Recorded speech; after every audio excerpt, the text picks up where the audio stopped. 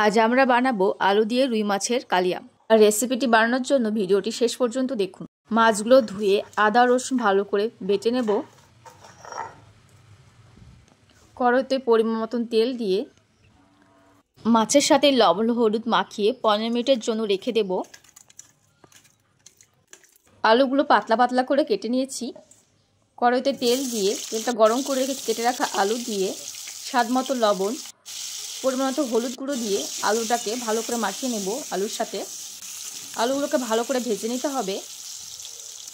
দেখতেই পাচ্ছ আলুগুলো খুব সুন্দর করে ভেজে নিয়েছি। কড়াই থেকে উঠিয়ে নিচ্ছি।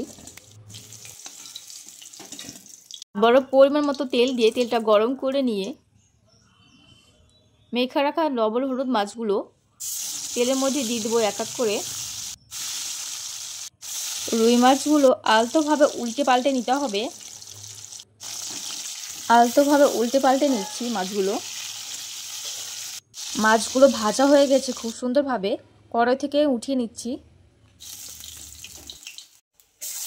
আবারও সেমভাবে মাছের পিসগুলো কড়াইতে দিয়ে দেব। রুই মাছের পেটিগুলো বেশি ভাজবো না, হালকা করে ভেজে নিতে হবে। রুই মাছের পেটি আর লেজা ভালোভাবে ভাজা হয়ে গেছে। কড়াই থেকে উঠিয়ে নিচ্ছি। রুই মাছের কালিয়া বানানোর জন্য মশলাগুলো সাজিয়ে নিয়েছি। কড়াইতে তেজপাতা, শুকনো লঙ্কা, গোটা এলাচ দিয়ে পেঁয়াজ কুচি, আদা রসুন পেস্ট, টমেটো কুচি, হলুদ গুঁড়ো, স্বাদ মতো লবণ দিয়ে মশলাটাকে ভালো করে কষিয়ে নিতে হবে। কষানো হয়ে গেছে। জিরে গুঁড়ো, ধনে পাউডার, কাশ্মীরি লাল লঙ্কা গুঁড়ো দিয়ে মশলাটাকে কষিয়ে নিতে হবে।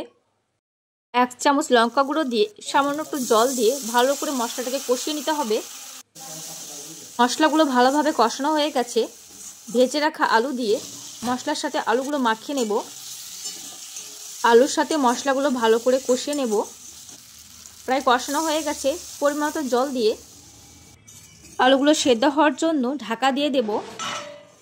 কিছুক্ষণ পর ঢাকনা উঠিয়ে ভালো করে নেড়ে চেড়ে নিলাম। আলুগুলো প্রায় সেদ্ধ হয়ে গেছে।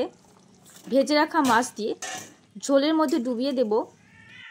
আলু আর মাছগুলো ভালোভাবে সেদ্ধ হওয়ার জন্য 5 থেকে 6 মিনিটের জন্য ঢাকা দিয়ে দিব। আলু আর মাছ সিদ্ধ হওয়ার জন্য 5 থেকে 6 মিনিট পর ঢাকনা উঠিয়ে আবারও নেড়ে চেড়ে দিলাম।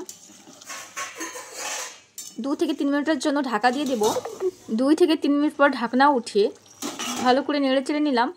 বুঝতেই পারছো সেদ্ধ হয়ে গেছে। গরম মশলা পাউডার দিয়ে ভালো করে নেড়ে চেড়ে নিয়ে আলু দিয়ে রুই মাছের কালিয়ার রেসিপিটি নামিয়ে নেব।